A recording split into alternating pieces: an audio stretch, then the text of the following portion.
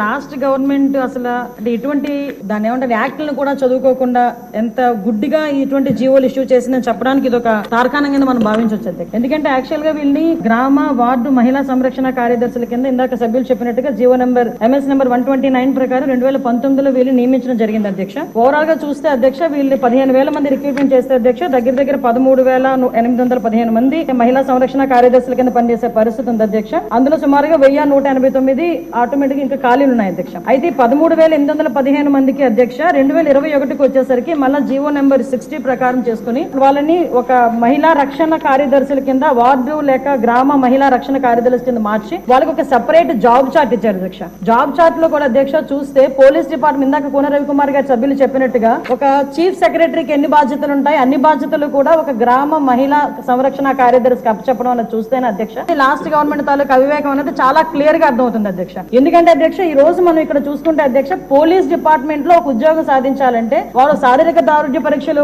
వాళ్ళు నెగ్గాలి, return test వాళ్ళ exam pass అవ్వాలి, 9 months ట్రైనింగ్ కఠోరమైన ట్రైనింగ్ ఉంటుంది అధ్యక్ష.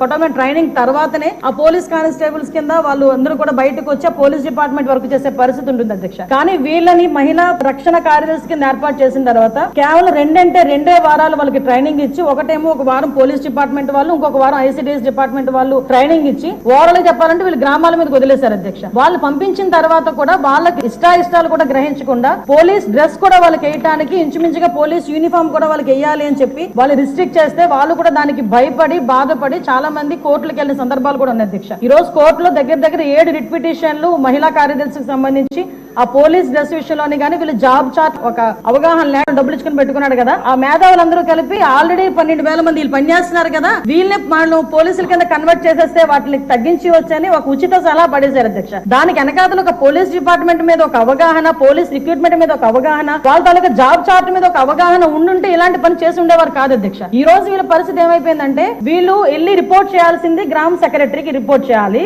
వీళ్ళ అడ్మినిస్ట్రేటివ్ పవర్స్ ఎక్కడ ఉంటాయంటే పోలీస్ డిపార్ట్మెంట్ దగ్గర ఉంటాయి. వీళ్ళకి జీతం ఇచ్చేదేమో MPDO, లీవ్ ఇచ్చేదేమో MPDO, మళ్ళా తిరిగి ఒకవేళ ట్రాన్స్ఫర్ అవ్వాలంటే డిపార్ట్మెంట్ కలెక్టర్ దగ్గరికి వెళ్ళాలి అధ్యక్ష. అంటే వీళ్ళకి సంబంధించి ఒక అథారిటేటివ్ ఆఫీసర్ ఒకరు కూడా లేక ఇన్ని డిపార్ట్మెంట్స్ తో పోనీ పైకి వచ్చిన తర్వాత పని చేద్దామంటే వీళ్ళు తాలూకా అంటే పైచి అంత పెరిగిపోయిందంటే లాస్ట్ గవర్నమెంట్ కి వీళ్ళ చేతే తక్కువ జీతాలు ఇచ్చి ఎక్కువ పని చేయించుకుందామని క్రైమ్ ఆఫ్ ఎఫెన్స్ దగ్గర కూడా కాపాడడానికి కూడా వీళ్ళు తీసుకెళ్లాలంట. నాన్ బెయిలబుల్ వారెంట్లకు సంబంధించి వీళ్ళు సపోర్ట్ చేయాలంట. అక్కడికి వెళ్లి మహిళా సంరక్షణ కార్యదర్శుల కింద మహిళా రక్షణ కార్యదర్శుల కింద అక్కడ ఉన్న అవగాహన కల్పించడం లేకపోతే ICDS సంబంధించి ఏదైనా మిడ్ డే మీల్స్ చూడడం అంతవరకు ఓకే. ఆఖరికి పోలీస్ డిపార్ట్మెంట్ కి వాళ్ళ ఇన్వెస్టిగేషన్ లోని కూడా వీళ్ళు హెల్ప్ తీసుకొని చేసుకునే పరిస్థితి కనిపించింది. లాస్ట్ గవర్నమెంట్ లో చాలా మంది మాతోనే మొరపెట్టుకున్నారు అధ్యక్ష. మేము ప్రతిపక్షంలో ఉండేటప్పుడు పోరాటాలు చేసేటప్పుడు మమ్మల్ని ఆపడానికి ఈ మహిళా కానిస్టేబుల్ తో పాటు మహిళా పోలీసులు కూడా పంపించేవారు. మేము అడిగే వాళ్ళు మీరెవరమ్మా మహిళా పోలీసా మహిళా కానిస్టేబుల్ అంటే మహిళా పోలీస్ అండి అని. ఇందులో విషయం ఏంటంటే అధ్యక్ష చాలా మంది ఏస్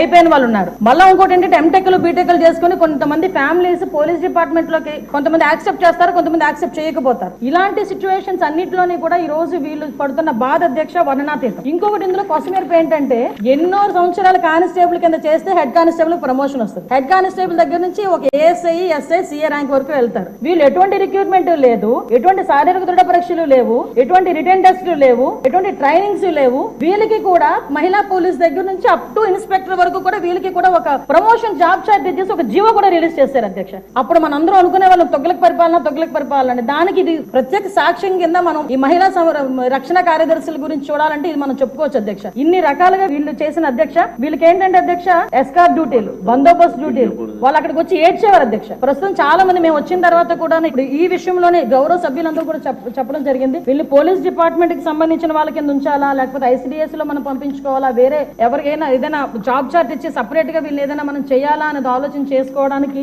ఒక సుదీర్ఘమైన చర్చ అయితే జరగాలి అధ్యక్ష. మేము చర్చిస్తాం అధ్యక్ష. నా అప్పీల్ ఏంటంటే ఇక్కడ గౌరవ సభ్యులందరూ ఉన్నారు, గౌరవ సభ్యులందరూ కూడా ఈ విషయంలోనే మనందరికీ కూడా అవగాహన ఉంది. ఈ గౌరవ సభ్యులందరూ కూడా ఈ విషయంలో ఈ మహిళా కార్యదర్శుల విషయంలో మనం ఏం చేస్తే వాళ్ళ సేవలు వినియోగించుకునేటట్టుగా ఉంటుందో గౌరవ సభ్యులు ఎవరైనా లిఖిత పూర్వకంగా మాకు సూచనలు సలహాలు ఇచ్చినా దాన్ని బేస్ చేసుకుని అదే విధంగా మనం డిపార్ట్మెంట్ వాళ్ళతో కూడా చర్చించి దీని మీద నిర్ణయం తీసుకుని యాజ్ ఎర్లీ యాజ్ పాసిబుల్ మహిళా సంరక్షణ కార్యదర్శులకి ఒక జాబ్ చార్ట్ ఇస్తామని చెప్పి మీ ద్వారా సభకు తెలియజేసుకుంటున్నాను అధ్యక్ష.